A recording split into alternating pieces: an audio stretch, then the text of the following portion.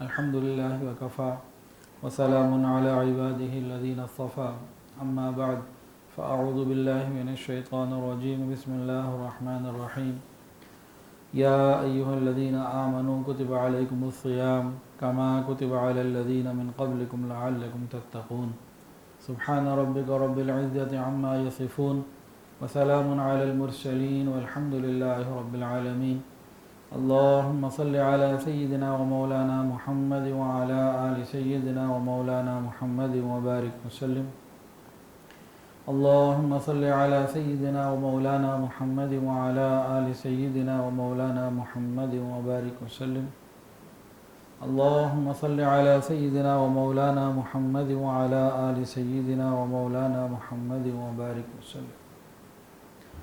ارشاد باری تعالی ہے، اے ایمان والو، تم پر روزے فرض کر دیے گئے ہیں جس طرح تم سے پہلے لوگوں پر فرض کیے گئے تھے تاکہ تمہارے اندر تقوی پیدا ہو۔ اس آیت میں ایک تو روزے کی فرضیت کا حکم آیا اور دوسرا وجہ بتائی گئی کہ روزے کیوں رکھوائے جا رہے ہیں تاکہ تمہارے اندر تقوی پیدا ہو۔ اس آیت میں اور بھی بہت ساری باتیں ہیں۔ پہلی بات تو یہ ہے کہ اللہ رب العزت نے براہ راست خطاب فرمایا، یا ایھا الذین آمنو، اے میرے ماننے والو، اے مجھ سے محبت کرنے والو، اے میرے چاہنے والو، یا ایھا الذین آمنو۔ اللہ رب العزت کا اپنے بندوں سے ڈائریکٹ براہ راست خطاب کرنا یہ بہت بڑی نعمت ہے، بہت بڑا اعزاز ہے ہمارے لیے۔ دیکھیں، کوئی بھنگی ہو کہیں جا رہا ہو اور بادشاہ کی سواری قریب سے گزرے اور وہ اس کو بلا کے اس سے مخاطب ہو اور چند باتیں کر لے تو وہ بھنگی وہ بھنگی اس بات کو، اس واقعے کو کبھی بھول نہیں سکتا اور اپنے لیے فخر محسوس کرے گا کہ وقت کے بادشاہ نے مجھ سے بات کی۔ یاد رکھیں، ایک بھنگی کو کسی بادشاہ سے جتنی نسبت ہے نا، ہمیں پروردگار کے ساتھ اتنی بھی نہیں۔ اللہ خالق ہیں، ہم مخلوق ہیں۔ ادھر بھنگی اور بادشاہ دونوں ہی مخلوق ہیں اور دونوں ہی اللہ تعالیٰ کے محتاج ہیں۔ تو اللہ رب العزت کا براہ راست اپنے بندوں سے خطاب یہ بہت بڑا اعزاز ہے۔ تورات میں بنی اسرائیل کو اللہ رب العزت نے ایک مرتبہ براہ راست خطاب کیا تھا تو وہ سپیورٹی کمپلیکس میں آ گئے تھے اور ترنگ میں آ کے کہتے تھے، نحن ابناء اللہ و احباؤہ، ہم تو اللہ کے بیٹے اور اس کے رشتہ دار اور بڑے قریبی ہو گئے ہیں، تو ہمارا تو معاملہ ہی کچھ اور ہے۔ جبکہ قرآن مجید میں اللہ رب العزت نے اپنے پیارے محبوب کی امت کو 88 مرتبہ ڈائریکٹ یا ایھا الذین آمنو کے لفظ سے خطاب فرمایا۔ یہ اللہ کی بہت بڑی مہربانی ہے ہمارے اوپر۔ دوسری بات، ایک اور پہلو سے غور کریں تو اس میں اپنائیت بھی ہے۔ اپنائیت کیسے ہے؟ جو بہت قریبی ہوتا ہے نا، اس کا نام لے کے پکارنے کے بجائے جو اس سے تعلق ہوتا ہے اس تعلق سے پکارا جائے تو اپنائیت محسوس ہوتی ہے۔ ایک شخص ہے، اس کے بیٹے کا نام ہے عبداللہ، کہ عبداللہ ادھر آؤ۔ کسی کی بیٹی کا نام ہے فاطمہ، کہ فاطمہ ادھر آؤ۔ تو ایک تو یہ پکارنا ہوا، اور ایک رشتے کی نسبت سے پکارنا ہے، اے میرے بیٹے ادھر آؤ، بیٹی ادھر آؤ۔ یہ جو بیٹا اور بیٹی کہنے میں جو اپنائیت ہے وہ عبداللہ اور فاطمہ نام لینے میں نہیں۔ تو اللہ رب العزت نے بھی جو ہمارا اللہ تعالیٰ کے ساتھ رشتہ ہے ایمان کا، اس کے ریفرنس سے بات کی، اس تعلق سے بات کی، اے ایمان والو، اے میرے ماننے والو، اے میری توحید کی امانت کو سینے میں بھر لینے والو، اے میرے محبوب کی رسالت کو مان کر ان کی غلامی کا طوق اپنے گلوں میں پہننے والو، اے میرے ماننے والو۔ حضرت علامہ شبیر احمد عثمانی رحمۃ اللہ علیہ بہت بڑے بزرگ تھے اور وقت کے علامہ اور شیخ الحدیث اور مفسر، اور بہت لوگ ان کے علم کا چرچا تھا، لوہا مانتے تھے ان کے علم کا لوگ۔ تو وہ حضرت مفتی محمد شفیع رحمۃ اللہ علیہ ان کی والدہ سے ملنے کبھی کبھی جاتے تھے، وہ ان رشتے میں ان کی ممانی لگتی تھیں۔ تو وہ کہا کرتے تھے کہ میں ان سے ملنے اس لیے آتا ہوں کہ آج ساری دنیا مجھے حضرت کہتی ہے، علامہ کہتی ہے، بڑے بڑے القاب سے یاد کرتی ہے، میں جب ان کے پاس ملنے آتا ہوں تو یہ کہتی ہیں بیٹا جیتے رہو، یہ لفظ بیٹا کہنے والا زمین پہ کوئی نہیں، میں یہ لفظ سننے کے لیے آتا ہوں۔ اللہ اکبر کبیرہ۔ تو یہ اپنائیت کی بات کچھ اور ہوتی ہے، اپنائیت بھی اس کے اندر اللہ رب العزت نے رکھی۔ اپنائیت کے اظہار کے بعد کیا فرمایا؟ کتب علیکم الصیام، میرے بندو تمہارے اوپر رمضان کے 1 مہینے کے روزے فرض کر دیے گئے۔ یہ کیوں فرض کیے گئے؟ اے میری محبت کا دعویٰ کرنے والوں، تم ہم سے ملاقات کا شوق رکھتے ہو، ہماری ملاقات کی قیمت یہ 1 مہینے کے روزے ہیں۔ تم 1 مہینے کے روزے آداب سے اور محبت کے ساتھ رکھو گے تو تمہیں میری ملاقات بھی مل جائے گی، میں تمہارا ہو جاؤں گا، 1 مہینے کے لیے تم میرے ہو جاؤ۔ سارا سال تم اپنے معاملات میں، لین دین میں اور چیزوں میں مصروف رہتے ہو، بس 1 مہینہ ہر چیز کو چھوڑ کر تم میرے ہو جاؤ، میں تمہارا ہو جاؤں گا۔ حدیث کے اندر آتا ہے انسان کے ہر عمل کا بدلہ ہے، انسان کے، بنی آدم کے ہر عمل کا بدلہ ہے، مگر روزہ کہ وہ میرے لیے خاص ہے اور میں ہی اس کا بدلہ دیتا ہوں۔ روزے کے بدلے میں ہی اپنے بندے کو مل جاتا ہوں۔ یہ کتنی بڑی نعمت ہے کہ انسان روزہ رکھے اور اللہ تعالیٰ کی ذات اسے مل جائے۔ ایک ہوتا ہے عبادت سے مال ملنا، یا عبادت سے شہرت ملنا، یا عبادت سے جنت کا ملنا، یا عبادت سے حور کا ملنا، یا عبادت کے ذریعے جنت کی اور نعمتوں کا مل جانا۔ یہ سب چیزیں چھوٹی ہیں، اصل تو یہ ہے کہ انسان عبادت کے ذریعے رب کو منا لے۔ تو روزہ ایک ایسی نعمت ہے اور عبادت ہے کہ یہ رب مل جاتا ہے۔ کہتے ہیں کہ ایک بادشاہ تھا، اس کی کئی بیویاں تھیں، ایک کے اوپر اس کی نظر زیادہ محبت کی پڑتی تھی۔ باقیوں کو اعتراض ہوا، بادشاہ کو کہا جناب عقل میں ہم اچھی، شکل میں ہم اچھی، نسب میں ہم اچھی، آپ کی جو ادھر نظر پڑتی ہے نا ہم پہ نہیں پڑتی۔ بادشاہ نے کہا کسی وقت بتائیں گے، بات آئی گئی ہو گئی۔ پھر ایک دن بادشاہ نے سب چاروں کو بلایا اور کہا آج میں نے تمہاری عقل کا امتحان لینا ہے۔ اب چاروں متوجہ ہو گئیں، کیا مطلب؟ کہا کہ میں نے اس کمرے میں جو ہے نا ہیرے جواہرات اور سونے کی چیزیں اور قیمتی جو ہے نا چیزیں لا کے رکھ دی ہیں، اب میں اشارہ کروں گا، اب جو اس قیمتی سے قیمتی چیز پر ہاتھ رکھ لے، جو جس چیز پر ہاتھ رکھ لے وہ اس کی ہو جائے گی۔ اب میں دیکھنا چاہتا ہوں کہ کون کس چیز پر ہاتھ رکھتا ہے۔ اب جب دیکھا تو وہاں بہت ساری چیزیں رکھی ہوئی تھیں، کہیں یاقوت ہے اور کہیں اور کوئی ہیرا ہے اور کہیں سونا ہے اور قیمتی قیمتی چیزیں رکھی ہوئی تھیں۔ بادشاہ نے اشارہ کرنا تھا جیسا کہ 1 2 3 کہنا ہو، اور سب نے جا کے نا کسی نہ کسی پسندیدہ چیز پہ ہاتھ رکھنا تھا۔ اب سب دیکھ رہی ہیں اور اپنی اپنی پسندیدہ چیز کے اوپر سلیکشن ہو رہی ہے کہ میں نے کس پہ ہاتھ رکھنا ہے، تاکہ پہلے میں جا کے ہاتھ رکھوں اس سے پہلے کہ کوئی اور وہاں پہنچے۔ پھر تھوڑی دیر بعد بادشاہ نے کہا چلو جی، اب جو جس چیز پہ ہاتھ رکھے گا وہ اس کی ہو جائے گی، تمہاری عقل کا امتحان ہے۔ تینوں دوڑتی بھی گئیں اور تینوں نے ایک ایک چیز جو ان کو پسند آئی اس پہ ہاتھ رکھ لیا، چوتھی کھڑی رہی، ہلی نہیں۔ وہ تینوں نے جو اپنی اپنی چیزیں اپنے کنٹرول میں کر لی نا، ہاتھ رکھ لیا تو بس ان کی ہو گئیں۔ تو ہنسنے لگیں، دیکھو یہ ہے نا بیوقوف بدھو، اس کو تو کوئی سمجھ ہی نہیں ہے، ہم تو پہلے کہتی تھیں۔ بادشاہ نے اس سے پوچھا بھئی کیا بات ہے، آپ کیوں نہیں گئیں؟ اس نے کہا بادشاہ سلامت، آپ نے یہی کہا نا کمرے میں موجود چیزوں میں جو جس پہ ہاتھ رکھ لے وہ اس کی، ہاتھ یہی تو کہا، اور کیا کہا؟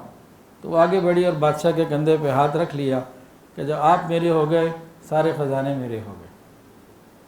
تو جنت کے لیے عبادت کرنا، جہنم سے بچنے کے لیے عبادت کرنا، قبر کے عذاب سے بچنے کے لیے عبادت کرنا، قیامت کے دن عرش کا سایہ حاصل ہونے کے لیے عبادت کرنا، یہ ساری چیزیں جو ہے نا وہ بات کی ہیں۔ جس کو رب مل گیا سب کچھ اس کو مل گیا، جس کا رب ہے اس کا سب ہے۔ تو یہ روزے کیوں رکھوائے اللہ نے؟ کتب علیکم الصیام، کہ تم میری محبت پالو، تم مجھے منا لو، میں تم سے مان جاؤں گا۔ 1 مہینہ محنت کر کے مجھے منا لو، میں زندگی بھر کے گناہوں کو معاف کر دوں۔ آگے کیا فرمایا؟ کما کتب علی الذین من قبلکم لعلکم تتقون، بندے کے دل میں ایک وسوسہ آ سکتا ہے نا کہ بھئی بھوکا پیاسا کیوں، روٹی پانی کیوں بند کر دی، کوئی بجٹ میں کمی ہو گئی، کیا ہو گیا؟ اللہ تعالیٰ نے آگے تسلی بھی دے دی، کما کتب علی الذین من قبلکم، دیکھو یہ صرف تمہارے لیے نہیں ہے، تم سے پہلے بھی امتیں آئی تھیں، میرے چاہنے والے آئے تھے، ان کے اوپر بھی یہ روزے فرض ہے۔ تو انسان کو تسلی ہو جاتی ہے کہ یہ کوئی ناراضگی کی بات نہیں ہے، یہ ایک عبادت کی کنٹینیوشن ہے جو حضرت آدم علیہ السلام سے چلتی چلی آ رہی ہے اور آگے تک جا رہی ہے، ہمارے تک آ گئی الحمدللہ۔ انسان کو ایک تسلی ہو جاتی ہے کہ یہ کوئی ناراضگی کی علامت نہیں ہے۔ یہاں ایک نقطہ اور بھی ہے، حضور پاک صلی اللہ علیہ وسلم نے یہ کب بتایا تھا کما کتب علی الذین من قبلکم؟ یہ آیت کب نازل ہوئی تھی؟ 100 سال ہو گئے، 1000 سال ہو گئے، 1400، کتنا سال ہو گئے؟ 1400 سال پہلے ہی بات ہے نا تقریباً۔ 1400 سال پہلے اس وقت زمین کی کیا کیفیت تھی کہ زمین کے جس حصے پہ جو آباد تھا تو اس کو یہ بھی نہیں معلوم تھا کہ پوری دنیا میں کہاں کہاں آبادیاں ہیں، اتنا علم نہیں تھا۔ اور نبی علیہ السلام خود کون ہیں؟ امی۔ امی کنہیں کہتے ہیں؟ جنہوں نے کسی کے سامنے شاگرد بن کر تعلیم حاصل نہ کی ہو۔ اب حضور صلی اللہ علیہ وسلم نے یہ بات تو فرما دی، کتنا بڑا دعویٰ ہے، کتنا بڑا دعویٰ ہے کہ تم سے پہلے بھی تمام امتوں کے اوپر یہ روزے فرض کیے گئے تھے۔ اور کون فرما رہے ہیں؟ جو امی ہیں۔ نبی علیہ السلام نے تقابل ادیان کا مضمون تو کسی سے نہیں پڑھا تھا، تو اتنی بڑی بات کو علم والا ہی بتا سکتا ہے، عام آدمی تو نہیں بتا سکتا۔ تو نبی علیہ السلام نے اس زمانے میں اس کو واضح فرمایا کہ تمہارے پہ روزے فرض ہیں اور تم سے پچھلی امتوں پہ بھی روزے فرض تھے۔ یہ اس زمانے کی بات ہے۔ اور آج ذرا دیکھیے، انسائکلوپیڈیا آف برٹانیکا میں یہ بات لکھی ہوئی ہے، فاسٹنگ، روزے کے عنوان کے تحت وہ اپنے ریسرچ یہ لکھتے ہیں کہ ہم نے دنیا میں جتنے مذاہب دیکھے، ہمیں کوئی ایسا مذہب نہ ملا جس میں روزے کی عبادت نہ ہو۔ تو آج دنیا ریسرچ کر کے نبی علیہ السلام کی بات کی حقانیت کو واضح کر رہی ہے، ثابت کر رہی ہے کہ آپ نے کس زمانے میں بتائی تھی یہ بات۔ آج بھی یہ بتانا ریسرچ کر کے اور ہے، اور 1400 سال پہلے کے حالات میں رہتے ہوئے یہ بتانا کہ جتنی امتیں آئیں سب نے روزے رکھے، یہ معاملہ کچھ اور ہے۔ تو اسلام کی حقانیت کی دلیل ہے یہ۔ حضرت آدم علیہ السلام کے بارے میں آتا ہے، جب دنیا میں آئے تو انہوں نے ایام 20 کے روزے رکھے، 13، 14 اور 15۔ ہر مہینے چاند کی 13، 14 اور 15 یہ 3 دن کے روزے رکھنا یہ مستحب ہے، ہمیں بھی رکھنے چاہیے۔ صحت کی صحت، عبادت کی عبادت، اور چہرے کا نور، جیسے وہ روشن راتیں ہوتی ہیں نا 13، 14 اور 15 کی، تو ایام 20 کے روزے رکھنے والوں کے چہروں کو اللہ روشن کر دیں گے، ان کے دلوں کو اللہ روشن کر دیں گے، ان کی قبروں کو اللہ روشن کر دیں گے۔ قبر سے ویسے ایک اور بات یاد آ گئی، بھئی قبر میں ہمیں قرآن مجید کی روشنی چاہیے یا موبائل کی روشنی چاہیے؟ بتائیں جی حافظ صاحب۔ موبائل کی روشنی تو وہاں کام بھی نہیں آئے گی، کوئی ساتھ بھی کفن میں جانے نہیں دے گا، 1500 والا بھی ہوگا نا تو وہ بھی نکال لیں گے، آئی فون کی تو دور کی بات۔ تو قبر میں ہمیں کون سی روشنی چاہیے، موبائل کی یا قرآن کی؟ قرآن کی چاہیے۔ تو ہر وقت تو ہمارے پاس موبائل ہے، تو قرآن کی روشنی قبر میں کیسے پہنچے؟ قرآن پڑھنا پڑے گا۔ اگر ہم قرآن پڑھیں گے، روز پڑھیں گے، پابندی سے پڑھیں گے، تو انشاءاللہ یہ قرآن کی روشنی ہمارے سینوں کو بھی منور کرے گی، ہماری قبر کو بھی منور کرے گی، اور قیامت کے اندھیروں میں ہمیں کام آئے گی۔ رمضان تو مہینہ ہی تلاوت قرآن کا ہے، تو یہ روشنی سے بات قرآن کی یاد آ گئی۔ تو ایام 20 کے روزے جو رکھے گا انشاءاللہ، وہ روشن راتیں ہوتی ہیں، یہ دن میں روزے رکھے، اللہ اس کے چہرے کو بھی نورانی کریں گے، قبر کو بھی، اور قیامت کے دن بھی نور ہوگا انشاءاللہ۔ پھر حضرت نوح علیہ السلام کی کشتی جب کنارے لگی تو انہوں نے 10 محرم کا روزہ رکھا۔ حضرت داؤد علیہ السلام، اللہ نے ان کو نبوت بھی دی اور دنیا کی بادشاہت بھی دی، ان کے روزے بڑے مشہور ہیں، صوم داؤدی۔ ایک دن روزہ رکھتے اور ایک دن روزہ نہ رکھتے، 6 مہینے سال میں روزے ہوتے۔ حضرت داؤد علیہ السلام کے روزوں کی کیفیت کیا تھی بتائیں جی؟ ایک دن رکھتے اور ایک دن نہ رکھتے۔ ایک اور آپ کو بات بتائیں یہاں پہ، ایک مرتبہ حضرت جی کے پاس ایک صاحب آئے، بلکہ کوئی لے کر آئے ان کو، انہوں نے کہا حضرت یہ تو 22 سال سے روزے دار ہیں، 22 سال ہو گئے انہوں نے روزہ کوئی نہیں چھوڑا، مستقل روزے دار، اور بڑی عزت سے اور بہت کرامت سمجھتے ہوئے ان کو لے کر آئے حضرت سے ملاقات ہوئی، حضرت نے ان سے سلام دعا کے بعد پوچھا کہ جی آپ کے روزے کے بارے میں کچھ پتہ لگا؟ کہنے لگے حضرت الحمدللہ 22 سال مجھے یاد آ رہا ہے، 16 یا 22 سال ہو گئے الحمدللہ میں روزے دار ہوں، اور ایک ناغہ بھی میری روزے میں سے نہیں ہوئی، 22 سال سے روزے دار ہوں۔ اب آپ لوگوں نے کہا سبحان اللہ، یہ سبحان اللہ والی بات تو نہیں ہے، ہم چھوٹی سطحی سوچ رکھنے والے لوگ ہیں، اس لیے ہم سبحان اللہ کہہ دیتے ہیں، لیکن اللہ والوں کی سوچ کچھ اور ہوتی ہے۔ اب حضرت جی نے ان سے پوچھا کہ آپ 22 سال سے روزے رکھ رہے ہو، نان اسٹاپ رکھ رہے ہو، صوم داؤدی کیوں نہیں رکھتے؟ ایک دن روزہ رکھیں اور ایک دن روزہ نہ رکھیں، ایک دن افطار کریں اور ایک دن روزہ رکھیں، ایسا کریں، ایک دن روزہ ہو اور ایک دن نہ ہو، جیسے حضرت داؤد علیہ السلام رکھتے تھے، اور حدیث میں یہ بات ہے، اور اللہ کو یہ بہترین پسند ہے روزے کی ترتیب، اللہ کو بڑی محبوب ہے صوم داؤدی، حدیث میں یہ بات موجود۔ تو حضرت نے ان کو فرمایا کہ آپ ایسے روزہ رکھیں، کہنے لگے یہ نہیں رکھے جاتے، میں نے بڑی کوشش کی یہ نہیں ہو سکا۔ تو حضرت نے فرمایا وہ تو پھر آپ نے کھانے پینے کی ڈائٹنگ ہیبٹ ایک سیٹ کر لی ہے، صبح کھا لیتے ہیں سحری میں اور ایک مغرب کے بعد کھا لیتے ہیں، مزہ تو تب ہے کہ سنت کے مطابق چل کے دکھائیں، من مرضی کی عبادات اس کی قیمت کچھ اور ہوگی۔ یہاں یہ مراد نہیں ہے کہ اگر 22 سال انہوں نے روزے رکھیں تو ان 22 سال کے روزوں کی نفی کی جا رہی ہے یا ان کو نعوذ باللہ غلط کہا جا رہا ہے، یہ مراد نہیں ہے، کوئی غلط معنی نہ لے لے، لیکن معاملہ یہ ہے سنت کے مطابق زندگی گزارنا، یہ نفس کے اوپر نہ شاق ہے، بھاری ہے، اپنی من مرضی سے عبادات کرنا اس میں بڑا مزہ آتا ہے۔ تو جو کام سنت کے مطابق ہو اس کو کرنے کی جو قیمت ہے وہ کچھ اور ہے، اپنی مرضیاں پوری کرنا وہ کچھ اور ہے۔ تو انہوں نے منع کر، انہوں نے ہاتھ کھڑے کر دیے تھے کہ نہیں یہ مجھ سے نہیں ہو سکتا کہ ایک دن روزہ رکھوں اور ایک دن نہ رکھوں، یہ مشکل کام ہے۔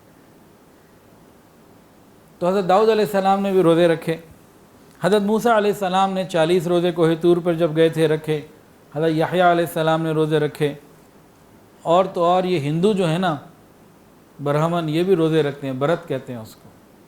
اس کے علاوہ بھی مختلف مذاہب، دینی دھرم میں بھی روزے ہیں، عیسائیت کے اندر بھی روزے ہیں۔ تو روزہ تو ہر امت میں آیا، اور ہر مذہب میں آج بھی کسی نہ کسی شکل میں روزہ موجود ہے۔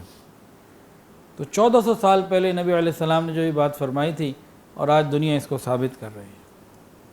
پھر آگے کیا فرمایا؟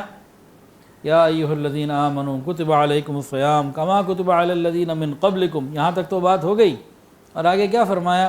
لعلکم تتقون، تاکہ تم متقی ہو جاؤ، فائدہ بھی تمہارا ہے، میرا کوئی نہیں ہے، تم اگر روزے رکھو گے تو فائدہ بھی تمہارا، تم متقی ہو جاؤ گے۔ تو روزے کا اصل مقصد کیا ہے؟ کہ انسان کے اندر تقوی پیدا ہو جائے۔ اچھا یہاں ایک اور بات دیکھیں، دنیا کے اندر عام طور سے جب احکامات آتے ہیں نا کہ جی بس آرڈیننس آ جاتا ہے، ایک حکم نامہ جاری ہو جاتا ہے اور بس عمل کرنا ہوتا ہے، دنیا کے بادشاہوں کا یہ طریقہ ہوتا ہے، کوئی بھی حکم دے دیتے ہیں وہ پورا کرنا پڑتا ہے۔ لیکن یہ تو احکام الحاکمین کا حکم آیا، کیسے تسلیاں دیں، اے ایمان والو، اے مجھے چاہنے والو، تمہارے پہ روزے فرض کیے گئے ہیں تاکہ تم میری محبت کو پا سکو، تم سے پہلوں پہ بھی کیے گئے تھے تاکہ تمہیں تقوی مل جائے، فائدہ بھی تمہارا۔ صرف اتنا حکم دے دیتے روزے رکھو تو رکھنے پڑتے، کون کہتا جی نہیں رکھنے؟ سب کہتے ہیں ہاں اللہ کا حکم ہے رکھو، لیکن روزے کے حکم کے ساتھ آگے پیچھے اتنی محبت سے سمجھایا اور اس کے فضائل بتا دیے، تسلیاں دے دیں کہ اب دل کرتا ہے کہ روزے رکھو۔ تو یہاں ایک بات ملتی ہے کہ بڑوں کو چاہیے کہ چھوٹوں کو جب حکم کریں تو نرمی اور محبت کے ساتھ اس کے کچھ اسباب بھی بتا دیا کریں، فضائل بھی بتا دیا کریں، فوائد بھی بتا دیا کریں، بڑا فائدہ ہوتا ہے اس سے۔ جب آپ آگے کسی کو کوئی بات کہتے اور ساتھ اس کی افادیت کے بارے میں مطلع کر دیتے ہیں، اطلاع دے دیتے ہیں، تو بہت زیادہ فائدہ ہوتا ہے، اگلے بندے کو سمجھ میں آ جاتی ہے کہ مجھے یہ جو کرنا ہے کیوں کرنا ہے، کہ فائدے اکثر ہم لوگ نہیں بتاتے، ہم اسٹریٹ اوے ایک حکم دیتے ہیں، بس جاؤ یہ کرو، تو بعض دفعہ اس چیز کا ہمیں نقصان ہوتا ہے۔ روزے کا اصل مقصد کیا ہے؟ انسان کے اندر تقوی پیدا ہو جائے۔ ایک پریکٹس کروائی جا رہی ہے کہ تم 1 مہینے کے لیے اس کی پریکٹس کر لو، تم اپنے نفس کو کنٹرول کرنے کی۔ کئی مرتبہ نفس بے قابو ہوتا ہے، بے صبرہ ہو جاتا ہے، خواہشات کی تکمیل کے لیے بھی بے قابو ہو جاتا ہے، حرام چھوڑنا اس کے لیے مشکل ہو جاتا ہے۔ تو اللہ رب العزت نے 1 مہینہ یہ پریکٹس کروائی، تم 1 مہینہ میرے کہنے سے حلال جب چھوڑ دو گے دن کے اوقات میں، تو پھر تم سارا سال حرام بھی چھوڑنے والے بن جاؤ۔ ورنہ اگر نفس بے قابو ہوگا تو کبھی غصے میں، کبھی اشتعال میں، کبھی شہوت میں، کبھی لالچ میں، کہیں نہ کہیں یہ گناہ کرے گا اور تمہارے لیے ذلت اور رسوائی کا سبب بنے گا۔ تم اپنے آپ کو تیار کرو، اپنے نفس کو کنٹرول کرو۔ یہ روزے سے ہوتا ہے۔ اچھا، اور کتنے مزے کی بات، جتنی عبادات ہیں سب کا مقصد تقوی ہی ہے، اور یہ تقوی حاصل ہوتا ہے روزے سے۔ اور تمام عبادات کا جو مین مقصد ہے نا، وہ تقوی ہی ہے۔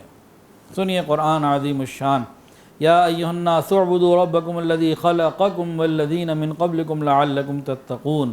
اے لوگو، اپنے اس پروردگار کی عبادت کرو جس نے تمہیں اور ان لوگوں کو پیدا کیا جو تم سے پہلے گزر چکے ہیں، تاکہ تم متقی بن جاؤ۔ تو تمام عبادات کا نچوڑ کیا نکلا؟ تقوی۔ اور آگے دیکھیں، قربانی ہم کرتے ہیں نا بقرعید کے موقع پہ، تو اللہ کیا فرماتے ہیں قرآن میں؟ لن ینال اللہ لحومها ولا دماؤها ولکن ینالہ التقوی منکم۔ تمہارا یہ گوشت، خون، یہ بوٹیاں نہیں پہنچتی ہمارے پاس، تمہارے دل کا تقوی پہنچتا ہے۔ انسان حج کرتا ہے، عمرہ کرتا ہے، ہمارے گناہوں کی وجہ سے حج عمرہ اس وقت بند ہے، ہمیں استغفار کی ضرورت ہے، اللہ ہمیں معاف فرمائے اور دوبارہ حرمین شریمین کے راستے پہلے سے زیادہ آسان فرمائے۔ تو حج کا مقصد کیا فرمایا؟ وَمَن يُعَظِّمْ شَعَائِرَ اللَّهِ فَإِنَّهَا مِن تَقْوَى الْقُلُوبِ۔ یہاں بھی تقوی کی بات آ گئی۔ انسان مسجد، مدرسہ، خانقاہ بناتا ہے، دینی ادارہ کوئی بناتا ہے، تو اس کی وجہ کیا ہوتی ہے؟ لَمَسْجِدٍ أُسِّسَ عَلَى التَّقْوَى۔ تو مسجد کی بنیاد بھی تقوی کی بنیاد پر انسان زندگی گزارتا ہے، اس کو ہدایت کی روشنی کی ضرورت ہوتی ہے۔ ہدایت کے بارے میں قرآن کے اندر آیا ہدی للمتقین، کہ قرآن مجید یہ متقین کے لیے ہدایت ہے، انہیں سمجھ میں آ جاتی ہے اس کی۔ کل قیامت کے دن پل صراط کے اوپر سے ہر ایک کو گزرنا ہوگا، کوئی نیک ہو یا برا ہو، چھوٹا ہو یا بڑا ہو، یہ اللہ کا فیصلہ ہے۔ وَإِن مِّنكُمْ إِلَّا وَارِدُهَا كَانَ عَلَىٰ رَبِّكَ حَتْمًا مَّقْضِيًّا۔ گزرنا ہر ایک نے۔ پل صراط کیا ہے؟ عین جہنم کے اوپر پل ہے، نیچے جہنم کی آگ جل رہی ہوگی، اوپر یہ پل ہوگا، جو کراس کر جائے گا آگے جنت ہے، جو سلپ ہو جائے گا نیچے جہنم۔ یہ مجھے بھی پیش آنا ہے، ہم سب کو پیش آنا ہے۔ بچے گا اس دن کون؟ ثُمَّ نُنَجِّي الَّذِينَ اتَّقَوْا، جو تقوی والے ہوں گے وہ بچ جائیں گے۔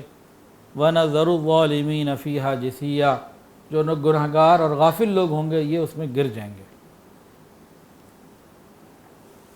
پھر جنت کن لوگوں کو لے جایا جائے گا؟ سنیے قرآن، وَسِيقَ الَّذِينَ اتَّقَوْا رَبَّهُمْ إِلَى الْجَنَّةِ زُمَرًا۔ متقین لوگوں کو، متقیوں کو گروہ در گروہ جنت میں لے جایا جائے گا۔ اور جنت کی نعمتیں کن کے لیے ہیں؟ متقین کے لیے۔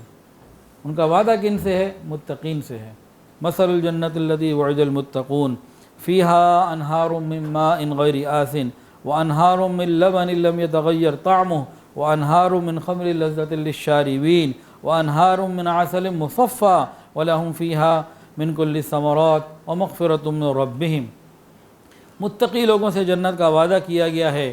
وہ جنت ایسی ہے کہ اس میں ایسے پانی کی نہریں ہوں گی جو خراب نہیں ہو سکتا، ایسی دودھ کی نہریں ہوں گی جن کا ذائقہ خراب نہیں ہو سکتا، ایسی شراب کی نہریں ہوں گی جو پینے والوں کے لیے سراپا لذت ہوں گی، اور ایسی شہد کی نہریں ہوں گی جو بالکل نتھرا ہوا شہد ہوگا۔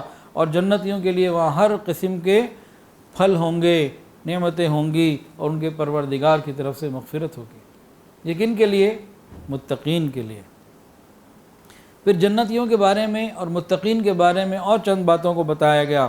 ان للمتقین مفازا حدائق واعنابا وکواعب اترابا وکأسا دہاقا۔ جن لوگوں نے تقوی اختیار کیا تھا ان کی بڑی جیت ہے، یہ بے شک بہت بڑی کامیابی ہے۔ باغات، انگور اور نوخیز ہم عمر لڑکیاں اور چھلکتے ہوئے پیمانے، یہ سب کچھ جن متقی لوگوں کو اللہ جنت میں عطا فرمائیں گے۔ اور ایک جگہ فرمایا ان المتقین فی جنات وعیون، کہ متقی لوگ باغات اور چشموں کے درمیان میں رہیں گے، مزوں میں ہوں گے۔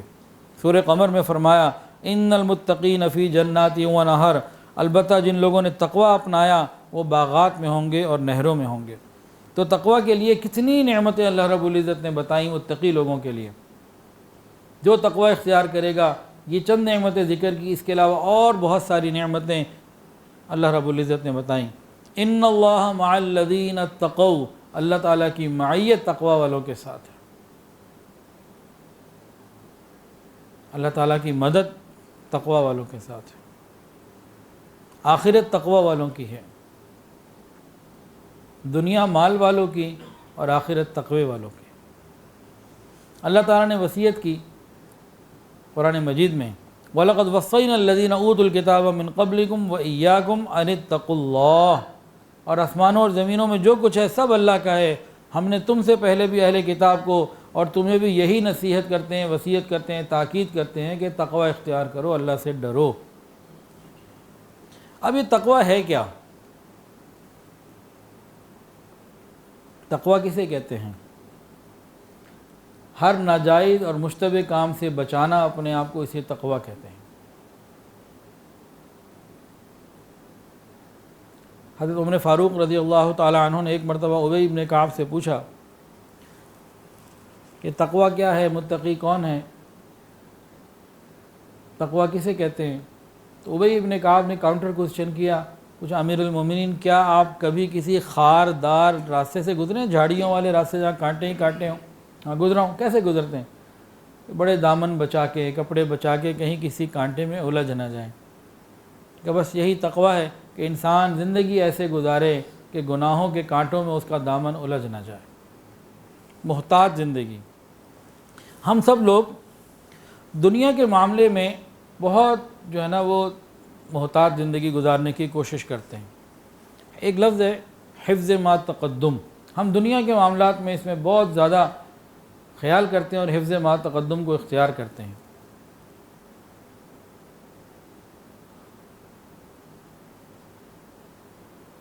تو تقوی کو اگر آسانی سے سمجھنا ہو تو یہ بھی اس کی ایک ڈیفینیشن ہو سکتی ہے، to be on safe side, حفظ ما تقدم۔ ہم دنیا کے معاملات میں to be on safe side رہنے کی پوری کوشش کرتے ہیں۔ مثال کے طور پر 7 بجے جہاز ہے، اگر ہم 5:45 بھی پہنچ جائیں تو بھی ٹھیک ہے، لیکن ہم کہیں گے 5:30 پہنچ جائیں، to be on safe side. گھر میں 12 لوگوں کو مہمان کے طور پر بلایا، دعوت دی، گھر میں آگے بیوی کو کہا، والدہ کو کہا، بہن کو کہا بھئی 12 لوگوں کو میں نے بلایا، کھانا پکا لو، لیکن to be on safe side 15 کا پکا لینا، احتیاط اچھی ہوتی ہے۔ سفر پہ جانا ہے، عمرے کا سفر ہے، 20 دن کے لیے جانا ہے، ٹکٹ لے لیا، اکوموڈیشن ہو گئی، اب کسی سے پوچھ رہے ہیں بھئی 20 دن میں نے وہاں رہنا ہے، تو ہم 5 لوگ فیملی کے جا رہے ہیں، کتنے ریال ساتھ ہونے چاہیے؟ وہ کہے جی آپ کے پاس 3000 ریال ہونے چاہیے، تو ہم کہیں گے اچھا to be on safe side میں 5000 رکھ لیتا ہوں۔ تو دنیا کے معاملات میں ہم حفظ ما تقدم پر عمل کرتے ہیں اور to be on safe side رہنے کی کوشش کرتے ہیں کہ موقع پہ پریشانی نہ آ جائے۔ تو متقی کون ہوتا ہے؟ جو قبر اور قیامت کے معاملے میں to be on safe side رہتا ہے کہ بھئی وہاں کیا معاملہ پیش آ جائے میں تیاری ابھی کر لوں۔ تو محتاط زندگی گزارنا اسے تقوی کہتے ہیں۔ قرآن مجید میں کئی ایسی مثالیں ہیں کہ کسی شخص کو گناہ کی دعوت دی گئی یا کوئی ایسا موقع آیا کہ وہ گناہ کر سکتا تھا، لیکن تقوی کی وجہ سے اس نے اپنے نفس کو کنٹرول رکھا اور وہ برے عمل سے بچ گیا۔ یہ تقوی گناہوں سے بچاتا ہے۔ تقوی کس سے ملتا ہے؟ روزہ صحیح رکھنے سے، لعلکم تتقون، صحیح روزہ رکھنے سے تقوی ملتا ہے۔ اور تقوی کیا کرتا ہے؟ انسان کو گناہوں سے بچا لیتا ہے۔ بہت سارے ایسے موقع آتے ہیں کہ انسان گناہ کر سکتا ہے، لیکن اگر اندر تقوی ہو تو پھر انسان بچ جاتا ہے۔ تو ہم روزہ اچھے طریقے سے رکھیں تاکہ ہمارے اندر تقوی کی صفات پیدا ہوں اور گناہوں سے بچنا ہمارے لیے آسان ہو جائے۔ اصل میں انسان زیادہ تر گناہ کرتا ہے حسد کی وجہ سے، یا لالچ کی وجہ سے، یا شہوت کی وجہ سے، یا غصے کی وجہ سے۔ عام طور سے یہ بڑی بڑی وجوہات ہوتی ہیں کہ ان وجوہات سے غصہ ہوتا ہے۔ اب حسد کی وجہ سے جو گناہ ہوتا ہے، اگر تقوی ہو تو انسان بچ جائے گا۔ قرآن مجید میں دلیل ہے، حضرت آدم علیہ السلام کے 2 بیٹے تھے، قابیل اور حابیل۔ قابیل بڑا اور حابیل چھوٹا۔ اب دونوں کی شادیاں ہونی تھیں، تو حابیل کی بیوی زیادہ خوبصورت تھی اور قابیل کی بیوی کم خوبصورت تھی۔ اس کو حسد ہو گیا کہ اس کی بیوی زیادہ خوبصورت، کس بات پہ حسد ہو گیا؟ اپنے بھائی سے۔ اور اتنا حسد بڑھا کہ وہ بھائی کو قتل کرنے کے لیے بھی تیار ہو گیا، سگے بھائی کو۔ اور اس نے کہا اس کو کہ میں تجھے قتل کر دوں گا، جان سے مار دوں گا۔ جب قابیل نے حابیل کو یہ بات کہی تو یہ غصے کا موقع تھا، اشتعال کا موقع تھا کہ نہیں؟ لیکن ادھر تقوی تھا۔ تو متقی کی زبان سے کیا نکلا؟ سنیے قرآن، لئن بسطت الی یدک لتقتلنی ما انا بباسط یدی الیک لیقتلک انی اخاف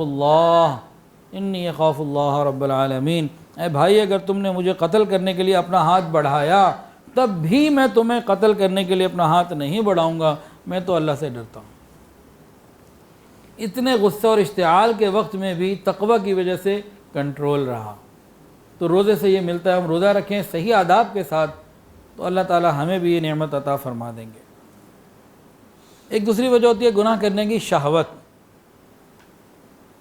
بس نامحرم کو دیکھ کے کنٹرول نہیں ہوتا، کوئی شہوت کا موقع آ جائے تو ہم سے گناہ نہیں چھوٹتا۔ یہ کیوں اور نہیں چھوٹتا؟ کہ ہمارے اندر تقوی نہیں ہے۔ روزہ رکھ کے بھی ہم موبائل پہ ادھر ادھر لگے ہوتے ہیں، روزہ بھی خراب، آخرت بھی خراب، قبر بھی خراب، پتہ نہیں کیا کیا کر رہے ہوتے ہیں۔ یاد رکھیں، جس کی دنیا کی تنہائی پاکیزہ ہوگی، اس کی قبر کی تنہائی انشاءاللہ تعالی جنت کا باغ ہوگی، اور جس کی دنیا کی تنہائی گناہوں کے ساتھ آلودہ ہوگی، قبر کی تنہائی میں سارے حساب اس کے برابر کر دیے جائیں گے۔ شہوت کی وجہ سے گناہ ہوتا ہے۔ دیکھیے قرآن میں، دیکھیے زلیخا وقت کی ملکہ ہے، فرسٹ لیڈی ہے، اس نے سارے دروازے بند کر کے حضرت یوسف علیہ السلام، اس نے سارے دروازے بند کر کے حضرت یوسف علیہ السلام کو گناہ کی دعوت دی اور کہا ہئی تلک، اپنی طرف بلایا۔ جب اس طرح حسن اشارے کرے نا تو بڑے بڑے متزلزل ہو جاتے ہیں، قدم پھسل جاتے ہیں، جبکہ گھر کی مالکہ خود بلا رہی ہو۔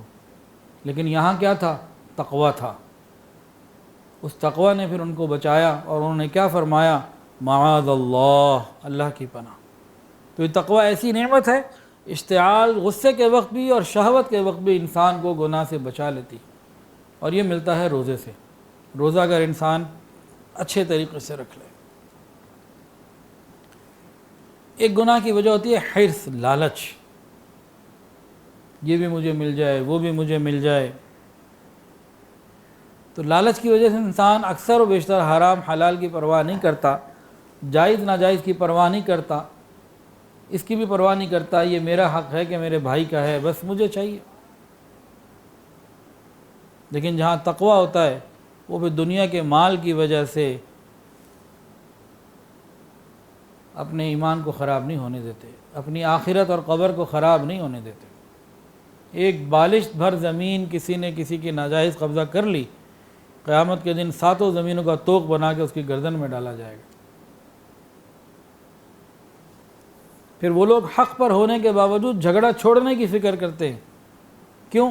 کہ حدیث کے اندر آ گیا، جو حق پر ہونے کے باوجود جھگڑا کرنا چھوڑ دے گا، حضور صلی اللہ علیہ وسلم نے فرمایا میں جنت کے بیچوں بیچ میں اس کو محل دلواؤں گا۔ دیکھیں اگر دو بھائیوں میں جھگڑا ہو، دو لوگوں میں جھگڑا ہو پراپرٹی کا، تو زیادہ سے زیادہ کتنی پراپرٹی ہوگی؟ 1 کنال، 2 کنال، 100 کنال، 100 کلے، میں کہتا ہوں پورا لاہور ہوگا، پورا صوبہ پنجاب ہوگا، پورا ملک پاکستان ہوگا۔ جو ہمیں ملنا تھا نہیں ملا، اگلے کو چلا گیا۔ اس سے زیادہ جھگڑا پاکستان کے اندر کسی کا نہیں ہو سکتا۔ یہاں تو انچوں کی اور فٹوں کی لڑائیاں ہوتی ہیں۔ پورا لاہور بھی اگر جاتا ہو نا اور انسان جھگڑا کرنا چھوڑ دے تو اللہ تعالیٰ جنت میں سے محل عطا فرمائیں گے۔ نبی علیہ السلام نے بیچ میں گارنٹی دی ہے۔ اور جنت کے بعض محل اتنے بڑے بڑے ہیں، حدیث کے اندر آتا ہے کہ اس محل میں پوری دنیا کو اگر کہیں رکھ دیا جائے تو ایسا معلوم ہوگا کہ ایک محل میں بکری کھڑی ہے۔ کوئی بڑا گھر ہو، اس میں ایک بکری کھڑی ہو، کتنی اسپیس وہ لے لے گی۔ اچھا، ہمیں بعض دفعہ شاید یہ بات سمجھ میں نہ آئے، تو اس کو سمجھانے کے لیے میں عرض کر دوں، ہم تو انچوں کے لیے، فٹوں کے لیے، مرلوں کے لیے، کینالوں کے لیے لڑنے مرنے والے لوگ ہیں۔ ذرا اس پوری یونیورس کو اپنے ذہن میں لے کر آئیں، پوری کائنات، صرف نظام شمسی نہیں، ہمارا ملکی وے نہیں، ساری کائنات کو اپنے سامنے لے کر آئیں تو آج دنیا میں یہ بتاتی ہے کہ پوری کائنات کے سامنے ہماری جو زمین ہے اس کی بھی کوئی حیثیت نہیں۔ اس کو بڑے سے کینوس پہ لے کر آئے نا، اور صرف نظام شمسی جو ہمارا ہے، جس میں زمین ایک حصہ ہے، اس کا ایک سیارہ ہے، صرف اس کو دیکھیں تو وہ بتاتے ہیں کہ ایک کہیں چھوٹا سا کہیں ڈاٹ ہی ہوگا۔ اتنی بڑی بڑی اللہ تعالیٰ کی مخلوق ہے، یہ سیارے ہیں، ستارے ہیں، اور آپس میں جناب یہ ایک ستارہ اور دوسرے ستارے سے 10,000 لائٹ ایئرز دور ہے۔ جی 10,000 نوری سال۔ نوری سال کسے کہتے ہیں؟ اگر روشنی کی رفتار سے سفر کرے انسان 1,86,000 میل پر سیکنڈ، فی سیکنڈ، اور 1 سال تک چلتا چلا جائے، وہ 1 لائٹ ایئر پورا ہوتا ہے، 1 نوری سال پورا ہوتا ہے۔ اور بعض ستاروں کے درمیان لاکھوں نوری سال کا فرق بتاتے ہیں، بعضوں میں اس سے بھی زیادہ بتاتے ہیں۔ اور یہ سب کیا ہے؟ یہ سارے کا سارا وہ ہے جس کو اللہ تعالیٰ نے سب ختم کر دینا ہے، اس میں سے کچھ نہیں رہنا۔ جب قیامت کے دن سور پھونکا جائے گا، یہ سورج بھی ختم اور زمین بھی ختم، اور یہ پورا نظام شمسی اور جتنی کہکشائیں ہیں ساری کی ساری ختم ہو جائیں گی۔ ہاں، جنت اور اس کے اوپر کی نعمتیں، وہ جو اوپر کی نعمتیں وہ باقی ہیں، اور یہ سارے کا سارا جنت سے نیچے ہے۔ یہ آسمان بھی اللہ نے ختم کر دینے۔ یہ تو ابھی تک جتنی ریسرچ پہنچی ہے یہ سب آسمان سے نیچے نیچے کی ہے، پہلے آسمان تک ابھی تک یہ لوگ نہیں پہنچے، ابھی سب آسمانوں سے نیچے کی باتیں ہیں، تو یہ آسمان بھی ختم کر دیے جائیں گے۔ تو جب پوری کی پوری زمین اس پوری کائنات کے مقابلے میں ایک ذرا سا نقطہ ہی ہے، نقطہ بھی ایسا جسے دیکھنا پڑے، تو پھر اب سمجھ میں آتی ہے نا کہ جنت میں اللہ تعالیٰ بندوں کو ایسا ایسا محل دیں گے کہ اس میں پوری زمین ایسی لگے گی جیسی ایک بکری کھڑی ہوتی ہے، بس اتنی سی جگہ۔ تو یہ چھوٹی موٹی زمینوں کے لیے لڑنے والے، جس کو مل جائے گی اس نے بھی دنیا سے جانا ہے، جس کی چلی جائے گی اس نے بھی جانا ہے، رہنا کسی نے کوئی نہیں۔ ہاں، وہاں کی فکر کر لے، مسئلہ آسان ہو جائے گا۔ تو لالچ کی وجہ سے انسان بڑے بڑے گناہ کر لیتا ہے، لیکن اگر تقویٰ ہو تو پھر لالچ کی وجہ سے بھی انسان گناہ نہیں کر پاتا، اللہ اسے بچا لیتے ہیں۔ تقویٰ کی صفت اس کے لیے ایک ڈھال کا کام دیتی ہے، اسے بچا لیتی ہے۔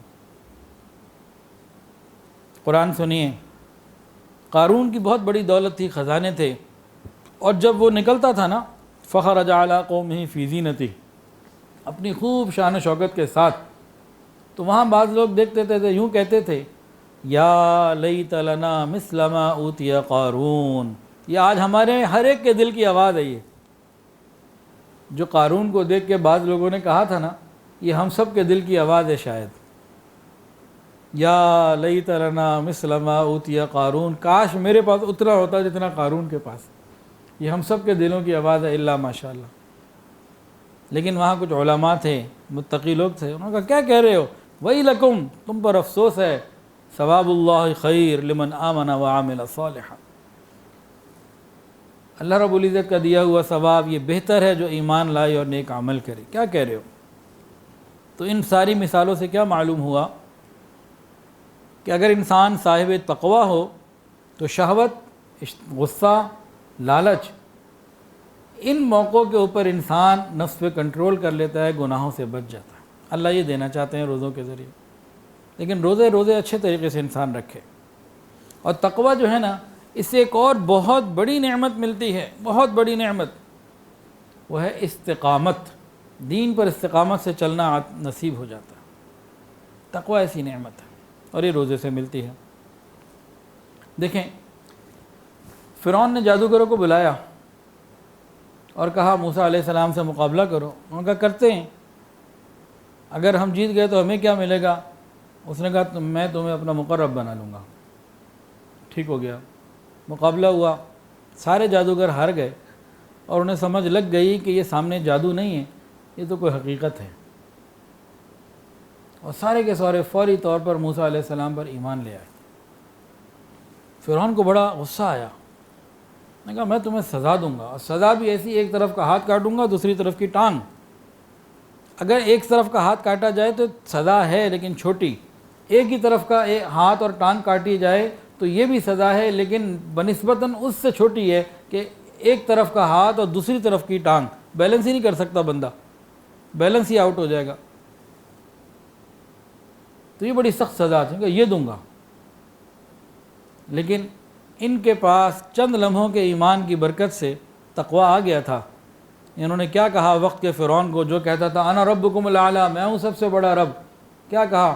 فقض ما انت قاض، ارے جو تجھ سے ہو سکتا ہے تو کر لے. ہم نے تو کلمہ پڑھ لیا. استقامت مل جاتی ہے کہ بھئی مجھے تو اللہ کا حکم اور نبی کا طریقہ پورا کرنا ہے، میں نے تو اور کسی چیز کو نہیں دیکھنا ہے. استقامت مل جاتی ہے، تقوی سے ملتی ہے. یہ تو مردوں کی بات ہے، جادوگروں کی. عورت کی بات بھی سن لیجئے. اسی فرعون کے گھر میں خاتون تھی آسیہ بنت مزاحم رضی اللہ تعالی عنہ، ایمان لے آئیں. فرعون نے بڑا سمجھایا، تو ملک کی فرسٹ لیڈی ہے، تیرے اشارے کے اوپر سینکڑوں کنیزیں کام کرتی ہیں، تمہارا آرڈر چلتا ہے، میں تم سے محبت کرتا ہوں، ہر آسائش تمہارے پاس یہاں موجود، ہر خواہش تمہاری یہاں پوری ہوتی ہے، تمہارے ایک اشارے کے اوپر ہر چیز تمہیں مل جاتی ہے. تم چھوڑ دو ایمان کو، یہاں رہو، مجھے خدا مانے رکھو، مزے کرو، نہیں تو پھر تمہارے ساتھ پھر میں وہ کروں گا جو کسی کے ساتھ نہ کیا. اس نے ان کو چومیخہ کروا کے ختم کروا دیا، شہید کروا دیا. چومیخہ کرانا کیا؟ لٹا کے کپڑے اتروا لیے، پہلے بے لباس کیا، پھر چومیخہ ادھر بھی میخیں ڈاڑ دیں، ادھر بھی میخیں زمین پہ گاڑ دیں، دونوں پاؤں سے میخیں زمین میں گاڑ دیں. اس طریقے سے ان کو شہید کیا. اور جاتے جاتے انہوں نے اللہ تعالیٰ سے دعائیں مانگی. 28ویں سپارے کے آخر میں دعا موجود، رب ابن لی عندک بیتا فی الجنہ، میرے پروردگار یہ مجھے اپنے گھر سے نکال رہا ہے، بیوی تو ہوتے ہی گھر والی ہے نا، اے اللہ یہ مجھے اپنے گھر سے نکال رہا ہے، اللہ آپ مجھے جنت میں اپنے قرب میں اپنا مکان، ایک مکان عطا فرما دیجیے.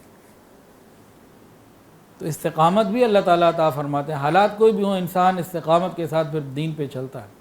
پھر لوگوں کی باتیں نہیں پرواہ ہوتی، میں نے داڑھی رکھ لی، وہ لوگ کیا کہیں گے جی. کتنے لوگ ہیں داڑھی اس لیے نہیں رکھتے جی لوگ کیا کہیں گے. بھئی ان لوگوں نے قبر میں آپ کے پاس آ کے آپ کی فیور کرنی ہے، انہوں نے قیامت کے دن آپ کو بچانا ہے، کیا کہاں کب قائم آئیں گے یہ؟ پردہ کیوں نہیں کرتے جی لوگ کیا کہیں گے. بھئی یہ لوگ کب کام آئیں گے ہمارے؟ قیامت کے دن جب میزان پہ اعمال نامے تولے جا رہے ہوں گے، یہ کام آئیں گے؟ بھئی سنت کے مطابق تقریبات کیوں نہیں ہوتی، اس میں گناہ کیوں ہوتے ہیں؟ بھئی اگر ہم نے سادگی سے کر لی تو لوگ کیا کہیں گے. بھئی لوگ کب کام آئیں گے؟ کام تو پروردگار نے آنا ہے، لوگوں نے تو نہیں آنا. تو جب تقوی ہوتا ہے تو پھر انسان پھر ادھر ادھر کی باتوں کی پرواہ نہیں کرتا، اللہ کے لیے عمل کرتا ہے. تو روزے کا اصل مقصد فقط بھوکا پیاسا رہنا نہیں ہے، بلکہ روزے کا اصل مقصد تو گناہوں سے بچنا اور نیکی پر جم جانا ہے. رمضان میں 2 ہی کام کرنے ہیں، چن چن کر اپنی زندگی سے گناہوں کو نکالنا ہے اور دوڑ دوڑ کے نیکی کے کام کرنے ہیں. رمضان کے تو 2 ہی کام ہیں، چن چن کر اپنی زندگی سے گناہوں کے کانٹوں کو نکالنا ہے اور دوڑ دوڑ کر بھاگ بھاگ کر نیکی کے کام کرنے ہیں۔ صحیح طریقے سے اگر ہم نے رمضان گزار لیے تو پھر مسئلہ آسان ہو جائے گا انشاءاللہ۔ سال میں بہت سارے ادارے ورکشاپس کرتے ہیں، جیسے فوج ہے مشقیں کرتی ہے، کیوں؟ تاکہ لہو گرم رہے اور انسان تیار رہے ہر طرح کے حالات کے لیے۔ تو اللہ رب العزت نے ایک روحانی ورکشاپ ایک مہینے کی ہمیں عطا فرمائی کہ ہم پاکیزگی کے ساتھ اس مہینے کو گزار لیں، گناہوں سے بچ کر، موبائل، انٹرنیٹ اور ٹی وی وغیرہ سے، میڈیا وغیرہ سے بچ کر، تو ہماری زندگی میں تبدیلی آئے گی۔ جیسے شعبان ہم نے موبائل کے ساتھ گزارا اور ویسے ہی رمضان بھی موبائل کے ساتھ گزر رہا ہے، تو پھر شیطان کے بند ہونے سے ہمیں کیا ملا؟ ہم نے کیا پایا؟ اگر ہمارے دن رات وہی ہیں، آج 20ویں شب 19واں روزہ ہے، غور کریں 19 دنوں میں ہمارے اندر کیا تبدیلی آئی؟ آ گئی کچھ تو الحمدللہ، نہیں آئی تو ابھی بھی مایوسی کی بات نہیں ہے، ابھی 10-11 دن باقی ہیں، اس میں ہم اللہ کو منا لیں، فکر کر لیں، اللہ مہربانی کا معاملہ فرما دے۔ اعتکاف کے بھی مرد حضرات مساجد میں کوشش کریں، عورتیں گھروں میں اعتکاف کریں، اور جن عورتوں کو بہت مسائل ہوتے ہیں مختلف خدمت کے، کسی کام کے، تو وہ گھروں میں سنت اعتکاف کے بجائے نفل اعتکاف کر لیں۔ اعتکاف بھی ہو جائے گا ایک درجے میں اور باقی کام بھی ہو جائیں گے۔ اب بہت ساری عورتیں چاہتی ہیں کہ جی ہم سنت اعتکاف بھی کریں اور ہماری ساری ضروریات بھی ہم پوری کرتی رہیں، تو یہ دونوں چیزوں کا پورا ہونا مشکل ہے۔ سنت اعتکاف تو پھر اپنی پوری پابندیوں کے ساتھ ہوگا، اور جو وہ کر سکے اس کو وہی کرنا چاہیے، لیکن کہیں کوئی مسائل ہیں تو پھر مستورات سے تو یہی گزارش ہے کہ وہ نفل اعتکاف کر لیں، اور جو سنت کر سکے تو ضرور سنت کرے۔ اور مردوں کے لیے بھی مسجدوں میں اعتکاف کی نیت کریں، اہتمام کریں، پتہ نہیں دوبارہ کب زندگی میں وقت ملے نہ ملے، رمضان کس کو ملے کس کو نہ ملے، تو ہم فکر کرنے والے بنیں، انشاءاللہ اللہ تعالیٰ خیر فرمائیں گے۔ تو روزے کا اصل مقصد تو وہ ہے کہ انسان کے اندر ایسا جذبہ پیدا ہو جائے کہ یہ اللہ تعالیٰ کے حکم کے مطابق زندگی گزارے، گناہوں کو چھوڑنا آسان ہو جائے۔ اسی لیے تو حدیث کے اندر آتا ہے ایک شخص روزے دار ہے، اس سے کوئی جھگڑنا چاہے کہ روزے دار کیا کہے؟ بھئی میں تو روزے سے ہوں، ابھی کوئی جھگڑے کا کام ہی نہیں۔ یہ چیز ہمارے اندر آنی چاہیے کہ روزے سے ہم اپنے آپ کو گناہوں سے بچانے والے بنیں۔ جو شخص جھوٹ بولنا اور اس طرح کے کام کرنا نہ چھوڑے، اس کو پھر بھوکا پیاسا رہنے سے کچھ اور نہیں ملتا، وہ خالی بھوکا پیاسا ہی ہے۔ اللہ تعالیٰ کو بھی ایسے روزے دار کی کوئی ضرورت نہیں۔ تو ہم روزوں میں اہتمام کریں۔ 3 طرح کے روزے دار ہیں۔ ایک عوام الناس کا روزہ، یہ صرف کھانے پینے سے رکتے ہیں، بس کھانے پینے سے اور اہلیہ کے پاس جانے سے رک گئے بس، ایک یہ روزہ ہے۔ ایک روزہ اس سے بڑھ کر اولیاء کا روزہ، خواص کا روزہ۔ وہ کیا کہ وہ کھانے پینے وغیرہ سے تو رکتے ہی ہیں، لیکن اس کے علاوہ اپنے آپ کو اللہ تعالیٰ کی نافرمانی سے بھی بچا لیتے ہیں۔ ان کی آنکھ بھی روزے دار ہوتی ہے، ان کی زبان بھی روزے دار ہوتی ہے، ان کے کان بھی روزے دار ہوتے ہیں، سر سے لے کے پاؤں تک وہ روزے دار ہوتے ہیں۔ وہ صرف حلال چیزوں سے نہیں احتیاط کرتے کہ دن میں پیاس لگی ہے، پانی حلال ہے لیکن نہیں پینا کیونکہ روزہ ہے، وہ حلال سے بھی احتیاط کرتے ہیں اور حرام سے بھی اپنے آپ کو مکمل بچاتے ہیں۔ ایسا روزہ ہمیں رکھنا چاہیے۔ اور ایک اس سے بھی آگے درجے کا روزہ ہے، وہ بہت ہی خاص اولیاء کاملین کا، اخص الخواص لوگوں کا روزہ ہے۔ وہ کیا ہے؟ کھانے پینے ان چیزوں سے بھی بچتے ہیں، گناہوں سے بھی اپنے آپ کو بچاتے ہیں، اور اپنے دل کو غفلت سے بھی بچاتے ہیں۔ ہر آن اللہ کی یاد میں روزہ گزار دیتے ہیں، رمضان گزار دیتے ہیں۔ تو جیسا روزہ ہوگا اس کے حساب سے ہمیں برکتیں آئیں گی۔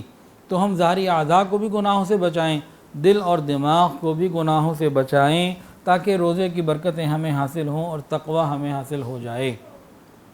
تو جس بندے کو رمضان گزارنے کے بعد تقوی مل گیا، اس کی زندگی کامیاب ہو گئی۔ اللہ تعالی ہم سب کو تقوی عطا فرمائے۔ وآخر دعوانا ان الحمدللہ رب العالمین۔ ویڈیو کے نیچے سبسکرائب کے بٹن پہ کلک کریں، بیل کے آئیکن پہ کلک کیجئے تاکہ ہر نئی ویڈیو کی نوٹیفیکیشن آپ کو مل جائے۔